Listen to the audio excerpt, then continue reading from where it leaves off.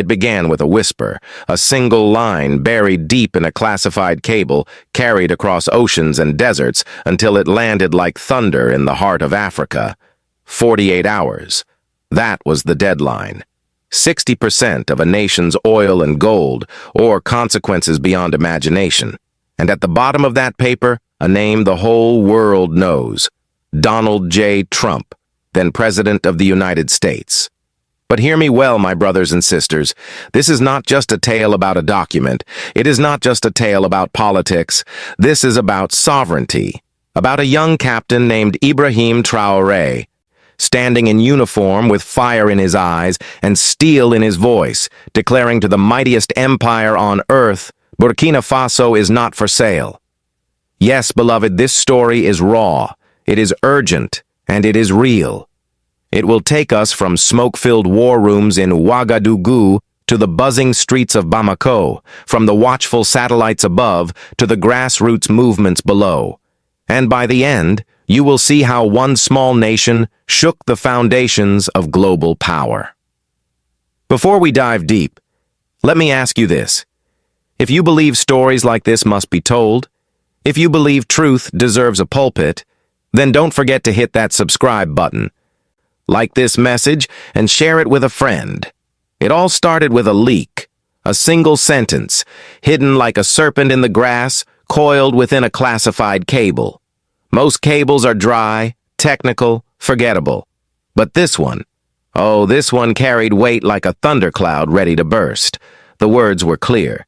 The message was sharp. Deliver 60% of your oil and gold within 48 hours or face consequences. Now let us pause and feel that. 48 hours. Not 48 days to discuss, not 48 weeks to negotiate. No, beloved, just 2 rotations of the earth, and an entire nation's wealth would be stripped bare. And at the bottom of that demand, a name stamped in red ink, a signature the world knew well, Donald J. Trump, then President of the United States. This was no polite request, no handshake over conference tables. This was a command dressed as a business deal, the language of the empire cloaked in corporate jargon. A demand so bold it rattled not only Ouagadougou, but also the quiet halls of Washington itself. For even America's inner circle gasped. They knew this was not diplomacy, this was extortion. Picture it. The dawn light barely touches the city of Ouagadougou. On the desk of Captain Ibrahim Traoré lies that document. Delivered not by accident, not by courier, but by a trusted former military attaché flanked with private security contractors. It was meant to intimidate. It was meant to break him before the clock even began to tick. But Captain Traoré was not a man who bowed easily. 35 years of age, forged in fire, seasoned in struggle. He read the letter twice. He looked at his commanders, and then he spoke words that history will remember. Burkina Faso is not for sale. My brothers and sisters, can you feel the gravity of that moment? One man, staring down the weight of an empire, choosing defiance over compliance, dignity over wealth. But understand this, the ultimatum was no fantasy. It came armed with threats of sanctions, blockades, sabotage from within. It came with promises, too. False promises of protection from regime change, as though regime change was not already waiting just around the corner. It was written in cold ink, but behind those words burned the machinery of global dominance. And yet, beneath the soil of Burkina Faso lay a truth even the empire had underestimated. For months, a secret had been buried deep in the Sahel. Geological surveys, run in silence, confirmed massive untapped reserves of oil, gold veins, rich and heavy, hidden beneath centuries of dust, waiting for the right hands to claim them. Russian engineers had mapped the ground, Iranian drones had scanned the horizon, even North Korean technicians had secured the data. Quietly, strategically, methodically, Captain Traoré had prepared for the day the world would come knocking. And come. It did. Satellites picked up unusual activity in the north. French and American eyes in the sky reported strange movements. equipment arriving from Iran, encrypted communications with Venezuela, whispers of a sovereign petroleum corridor. The secret was out. The empire had noticed. That is why the ultimatum was delivered with such urgency. That is why Trump's note was inked with arrogance. They feared not just the oil. They feared not just the gold. They feared the idea that Africa might control its own resources, set its own terms, write its own destiny. Now the nation held its breath. From Lagos to Kinshasa, the African press blazed with headlines. Trump demands Africa's wealth. Traoré given deadline. Burkina Faso under siege. In the cafes, in the markets, in the villages, the question rose on every tongue. Would Traoré bow or would he fight? The clock was ticking. 48 hours. 2 days to decide the future of a nation. 2 days to reveal the character of a man. And so, in that tense silence, Captain Ibrahim Traoré gathered his closest allies, his intelligence chief, his top military commander, his inner circle of trust. They knew the risk. They knew the history. They knew what had happened to leaders before who dared to say no. Lumumba in the Congo, Sankara in this very land, Gaddafi in Libya. The graveyard of African defiance is deep, my friends, and the empire counts on fear to keep it that way. But as Traoré looked around the table, he did not see fear reflected back at him. He saw determination. He saw the will of a people who had suffered long enough. So he spoke again. Tell the Americans this land is not for sale. Those words echoed like a trumpet blast, first in that room, then across a nation, and soon across an entire continent. For in that single sentence was not only rejection, it was resurrection, a resurrection of dignity, a resurrection of sovereignty, a resurrection of hope. But hear me well, rejection is only the beginning. For when a man says no to an empire, the empire does not fold its arms and walk away. No, the empire tightens its grip. It sharpens its knives. It prepares its counter-strike. And as the sun set on that first day, with the ultimatum's clock still ticking, the world was watching. The people of Burkina Faso prayed, the halls of Washington trembled, and Captain Ibrahim Traoré stood firm, ready to face the storm. What happens when a soldier's defiance collides with an empire's demand? The answer, beloved, was about to shake nations. The morning after that ultimatum, the air in Ouagadougou was heavy. Radios crackled with rumors, markets buzzed with whispers, and in every home mothers and fathers prayed. Would their leader bend? Would their captain compromise? By midday, the answer arrived, not in secrecy, not behind closed doors, but on national television. The screen flickered. Then came the image. Captain Ibrahim Traoré. No polished set, no grand backdrop. Just the man, his uniform, one hand resting on the Burkina Faso flag, the other holding a folder marked Confidential, U.S. Threat. His voice was steady, his eyes unshaken. To the people of Burkina Faso, and to our African brothers and sisters, an offer has been made to sell our oil, our gold, our honor in exchange for fear. To those behind this insult, to Mr. Trump and his backers, you have misjudged us. We are not Libya. We are not Iraq. We are not your playground. We will never trade our land for your luxury. We will never bow to your bullets or your banks. You gave us 48 hours. Here is our reply. You now have 48 hours to take your greed, your threats, and your arrogance and leave African soil. Then he saluted. Then he walked away. No questions, no hesitation, just defiance. My brothers and sisters, that moment lit a fire across the continent. In Dakar, the streets erupted in cheers. In Dar es Salaam, crowds gathered around televisions and radios, clapping and chanting. In Bamako, murals began to appear overnight, painting Traoré as a lion, standing tall over oil barrels, flag in hand. This was no longer just about one country. This was a spark igniting dry grass across an entire region. But hear me well, if Africa was rejoicing, Washington was reeling. The CIA tightened its networks in West Africa. Surveillance drones began circling the Sahel. Social media campaigns popped up overnight, branding Traoré as unstable, erratic, even unfit to govern. Western news outlets fell into line, warning of economic disaster and humanitarian crisis. Yet the people of Burkina Faso did not panic. They laughed. Yes, beloved, they laughed. They shared those headlines on Facebook and WhatsApp, captioning them with a simple phrase: "If they hate him this much, he must be doing something right." Can you see it? What was meant to weaken him only strengthened him. What was meant to shame him only crowned him with honor. And soon, the solidarity grew stronger.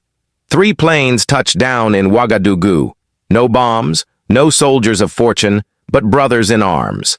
Colonel Assimi Goïta of Mali, General Abdourahmane Chiani of Niger, Colonel Mamadi Doumbouya of Guinea. They walked side by side into the presidential palace. No suits, no foreign handlers, no apologies. And when they emerged, they stood shoulder to shoulder with Traoré. Their words thundered, "If you touch Burkina Faso, you touch all of us." That, my friends, was the birth of a shield, a new doctrine, an African answer to NATO, the Alliance of Sahel States, AES. Mali sent advisors hardened by war. Niger deployed logistics teams to guard convoys. Guinea opened its skies for emergency supply runs. And beyond the military, a cultural wave surged. Universities hosted teach-ins on sovereignty and justice. Women's groups delivered food and supplies to soldiers at the mines. Young people flooded social media with hashtags. Yes, Africa is not for sale. We are all Burkina. Meanwhile, in Washington's corridors, phones rang off the hook. Oil executives demanded action. Politicians whispered about the next Gaddafi. The empire wanted obedience, but what they were witnessing was resistance, public, proud, and unbroken. And then the whisper became a roar. Across Africa, from Lagos to Johannesburg, protests rose outside U.S. embassies. Placards declared, "Touch Traoré, touch all of us." Street chants rang out, "Africa is not your minefield." The old script was failing, but remember this: empires do not surrender easily. The more the people cheered, the more Washington fumed. The pressure began to rise. Behind closed doors, strategies shifted. What they could not win with an ultimatum, they would attempt with destabilization. Yes, beloved, the showdown was no longer about a letter or a deadline. It was about survival. It was about whether one soldier's no could withstand the full weight of an empire's yes. Would Captain Ibrahim Traoré hold his ground, or would the machinery of sabotage, sanctions, and smear succeed in breaking him, as it had so many others before? When you tell an empire no, you do not just speak into the air. You strike at its very foundation. And when Captain Ibrahim Traoré declared, "Burkina Faso is not for sale," the ground shook, not only in Ouagadougou, but in Washington, Paris, and London. Within days, the consequences came like a tidal wave. The empire moved quickly. Smear campaigns escalated. Western media outlets predicted famine, collapse, chaos. Sanctions were whispered in the halls of power. CIA operatives moved closer to the borders. Contractors with shadowy pasts were spotted in the countryside. But, beloved, instead of folding, Burkina Faso doubled down. In the early hours of the morning, as most of the world slept, the National Assembly gathered in a secret emergency session. The agenda was short. The vote was swift. The resolution was historic. All oil and gold reserves within Burkina Faso are hereby nationalized and permanently protected from foreign corporate ownership. The ink dried. The decree was signed. and by sunrise, letters of expulsion landed on the desks of French mining firms, Canadian contractors, and American surveyors. Licenses revoked, operations shut down. The message was clear. Pack your bags. You are done here. Oh, my brothers and sisters, can you feel the tremor of that act? For generations, the wealth of Africa had flowed outward. Gold to Paris, oil to Houston, diamonds to London, while the people were left with empty pockets and broken promises. But here, in a single stroke of the pen, a young soldier flipped the script. He declared, "No more extraction without dignity. No more exploitation without resistance." The response from the empire was swift. Markets trembled. Oil giants panicked. At Exxon, executives gathered in urgent meetings. At Chevron, alarms rang out. At CIA headquarters in Langley, analysts worked overtime. And then came the tweet. Yes, the tweet, in all caps, fired off at dawn in Washington. Traoré just made the biggest mistake of his life.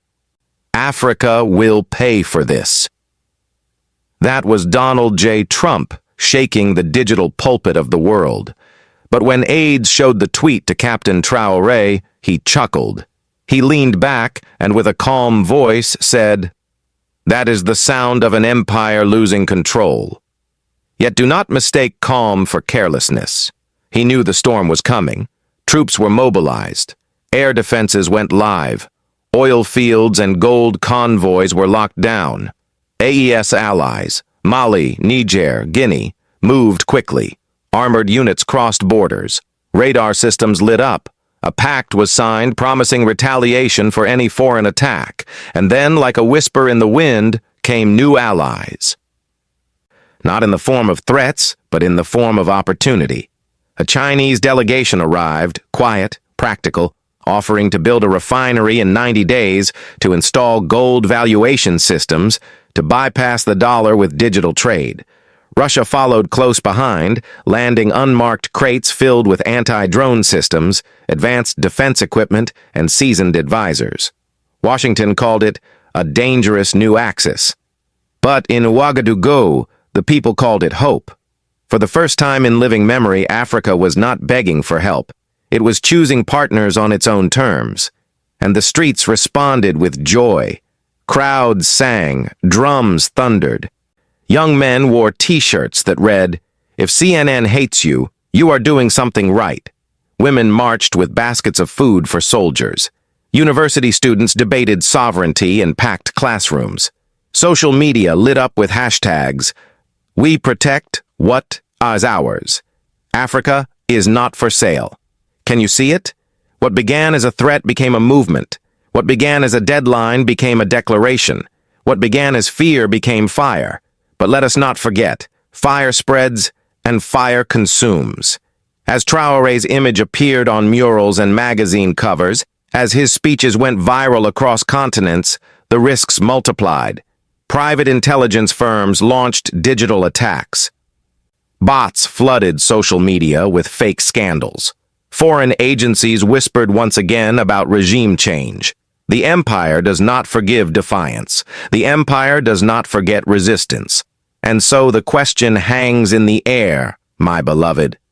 Will this movement become a new dawn for Africa, or will it meet the same fate as leaders before, Lumumba, Sankara, Gaddafi, silenced before their dream could bear fruit? Tell me, friends, do you believe Africa can truly stand independent against global empires? Or will the old powers tighten their grip once more? Comment below, because your voice is part of this struggle. While the streets of Ouagadougou pulsed with drums and chants, across the ocean the mood was far different. In Washington, the corridors of power buzzed with unease. Senators whispered behind closed doors. Analysts filled television screens with predictions of chaos. Some said Traoré was reckless. Others warned he was dangerous. But beneath all the noise was fear. Fear that a single soldier had broken the spell of Western dominance.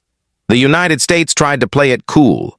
Publicly, they claimed Trump was acting alone, rogue, outside of official policy. Yet behind those polished statements, phones rang late into the night.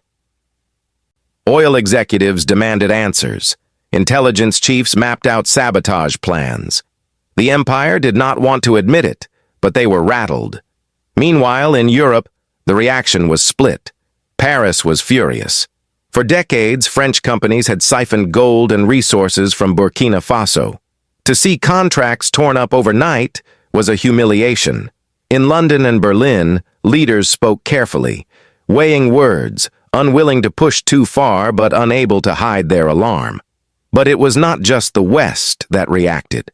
Across Africa, a wave of solidarity surged. From Bamako to Conakry, murals of Traoré appeared on walls.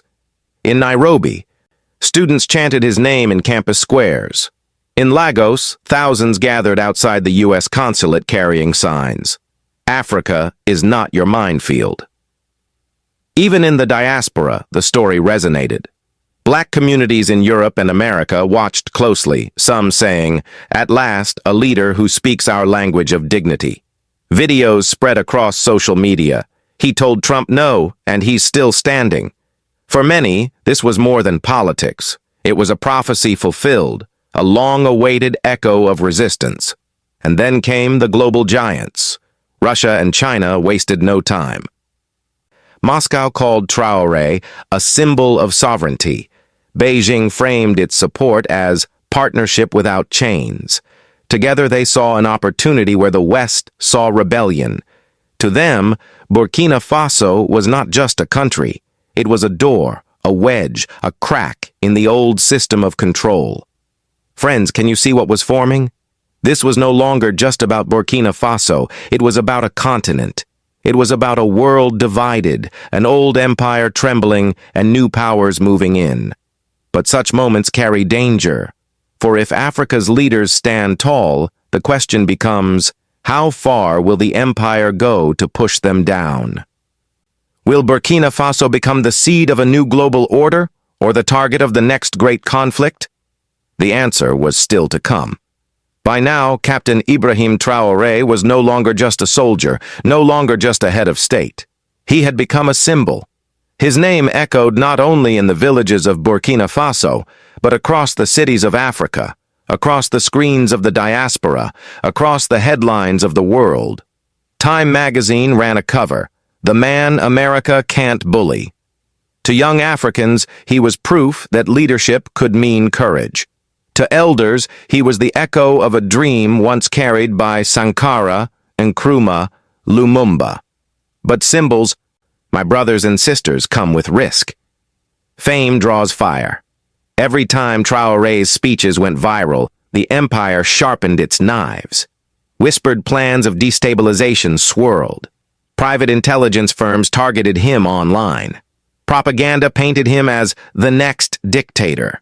And behind the curtain, regime change was once again being rehearsed. Still, he did not stand alone.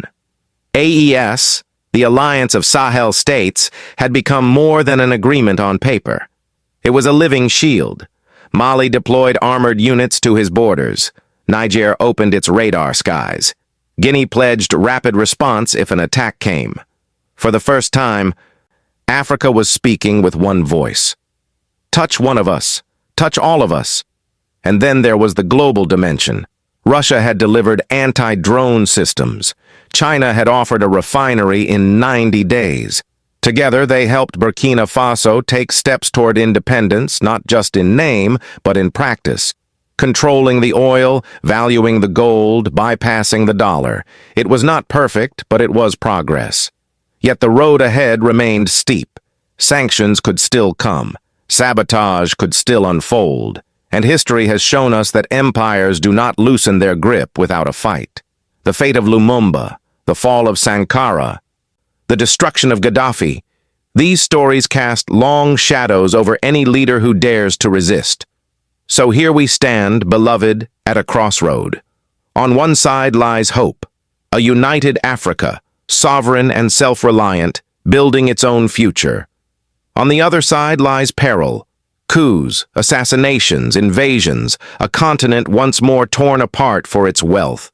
The world is watching, The clock is ticking, and the question lingers like thunder before the storm. Will the story of Ibrahim Traoré be remembered as the dawn of African freedom or the spark of another empire's wrath? My friends, what we have witnessed is not just a chapter in politics. It is a sermon carved into the stone of history. A young captain stood before the mightiest empire, stared into its eyes and said, "Burkina Faso is not for sale." And in that defiance, he awakened something greater than himself. For this was not only about oil. It was not only about gold. It was about the soul of a continent, the dignity of a people, the memory of ancestors who once dreamed of freedom and unity. Today, when you search for Ibrahim Traoré news, you will not only find a name, you will find a movement. You will find voices rising from Bamako to Johannesburg, declaring that Africa's wealth must serve Africa's children. You will find murals, chants, songs, and prayers, all echoing the same truth. Sovereignty is sacred. And when you look at the headlines under Burkina Faso news, you see a nation standing tall against storms, refusing to kneel. You see people who have decided that their soil, their sweat, their sacrifice will no longer feed empires, but will water their own future. But let us be honest. The battle is not over. Threats still circle. Empires still plot. And history tells us that when Africa dares to rise, enemies rush to strike. That is why your voice matters. That is why your witness counts. So I ask you, not just as viewers, but as participants in history, do you believe Africa can hold the line this time? Do you believe Captain Traoré's stand will spark a new dawn? Or do you fear the same old shadows will return? Speak your truth in the comments below. For each word of support, each prayer of solidarity, each echo of encouragement adds strength to the cause. And before we leave, hear this. If stories like this stir your spirit, if hearing the cry of freedom moves your soul, then stand with us. Like this message, share it far and wide, and above all, subscribe. Because the struggle for sovereignty is not over, and together we will keep the light burning. Yes, beloved, the empires may rage, but when I see the Ibrahim Traoré news, when I hear the chants from the streets of Ouagadougou, I know this truth. Africa is breathing again.